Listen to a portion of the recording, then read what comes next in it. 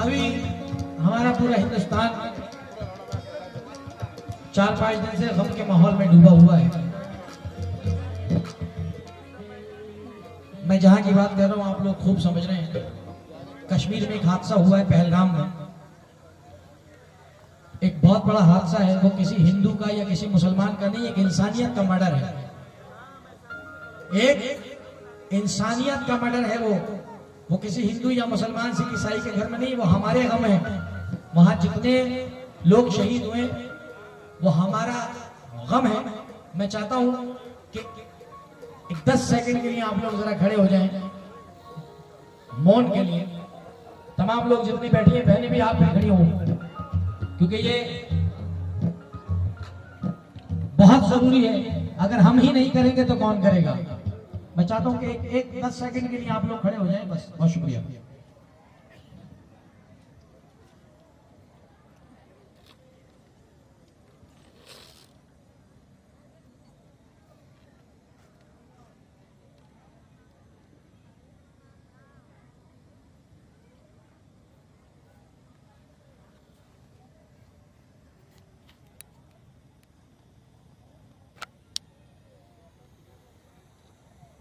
बहुत शुक्रिया।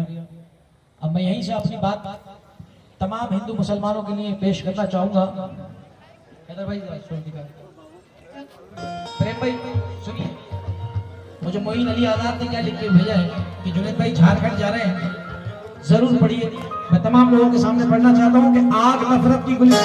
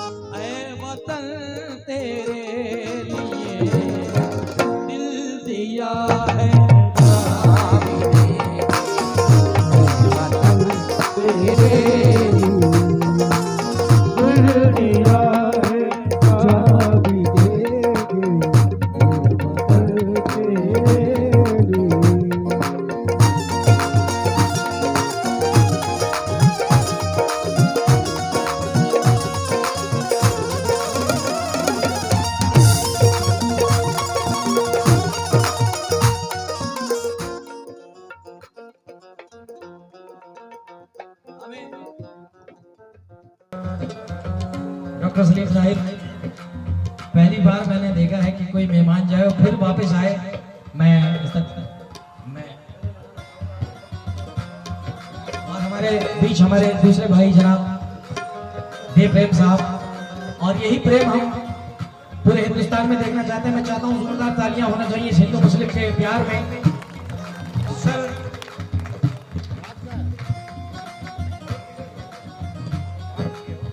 क्या बात, हम जिएंगे और मरेंगे, हम जिएंगे और मरेंगे। मैं कुछ पढ़ना चाहता हूं। अभी हमारा पूरा हिंदुस्तान 4-5 दिन से गम के माहौल में डूबा हुआ है। मैं जहां की बात कर रहा हूं आप लोग खूब समझ रहे हैं। कश्मीर में एक हादसा हुआ है, पहलगाम में एक बहुत बड़ा हादसा है। वो किसी हिंदू का या किसी मुसलमान का नहीं, एक इंसानियत का मर्डर है। एक इंसानियत का मर्डर है। वो किसी हिंदू या मुसलमान सिख ईसाई के घर में नहीं, वो हमारे गम है। वहां जितने लोग शहीद हुए वो हमारा गम है। मैं चाहता हूं कि एक 10 सेकंड के लिए आप लोग जरा खड़े हो जाएं मौन के लिए। तमाम लोग जितनी बैठी हैं, बहनें भी आप भी खड़ी हों, क्योंकि ये बहुत जरूरी है। अगर हम ही नहीं करेंगे तो कौन करेगा। मैं चाहता हूं कि एक 10 सेकंड के लिए आप लोग खड़े हो जाएं बस। बहुत शुक्रिया।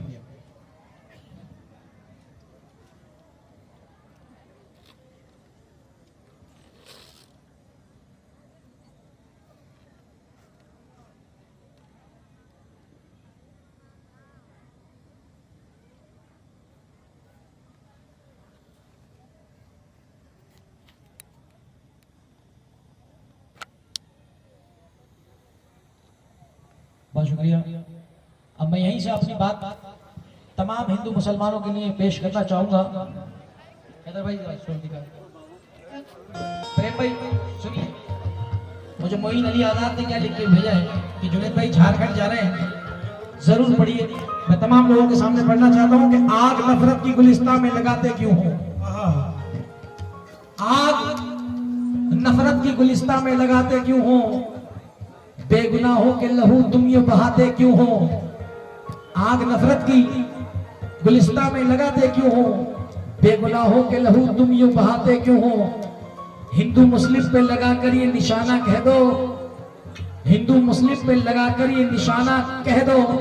भाई भाई को यूं आपस में लड़ाते क्यों हो, भाई भाई को यूं आपस में लड़ाते क्यों हो। जिससे को ज्यादा फसादात जमाने भर में, जिससे हो ज्यादा फसादात जमाने भर में, ऐसी खबरों को हवाओं में उड़ाते क्यों हो, ऐसी खबरों को जमाने में उड़ाते क्यों हो। हंसते हंसते हुए कुर्बान वतन की खातिर उनकी कुर्बानियां एक पल में भुलाते क्यों हो। और बूढ़े माँ बाप ये कहते हैं तड़पते हुए रोकर, दिल ये शम्मा है और इसे डराते क्यों हो। मगर मैं 4 मिसरे पढ़ना चाहूंगा इसके आगे कि हम ये ना देखें यहाँ हिंदू मुसलमान कौन है। प्रेम जी ये मैसेज आप दीजिएगा जाकर के पूरे हिंदुस्तान को। एक कव्वाल आया था जुनैद सुल्तानी, उसका मजहब है मुसलमान, मगर उसने एक पैगाम देके भेजा है इस महफिल से, इस गांव से, इस शहर से कि हम ये ना देखें यहाँ हिंदू मुसलमान कौन है, अजी इसका पता लगाओ कि इंसान कौन है। यूं मंदिर और मस्जिद के झगड़ों में न उलझो, घर घर जाके पता लगाओ परेशान कौन है। और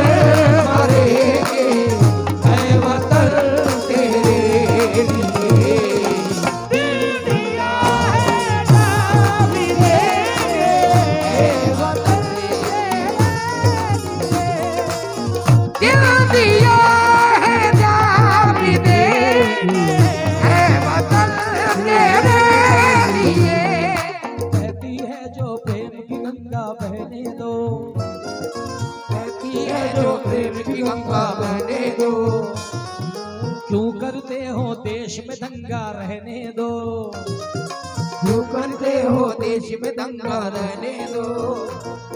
लाल हरे रंगों में हमको मत बांटो, लाल हरे रंगों में हमको मत बांटो, छत के ऊपर एक तिरंगा रहने दो, रहने दो, छत के ऊपर एक तिरंगा रहने दो, रहने दो, छत के ऊपर एक तिरंगा रहने दो।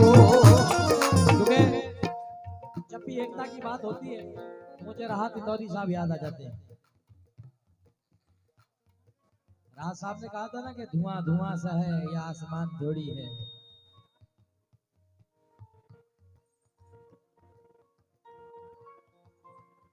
आनंद भैया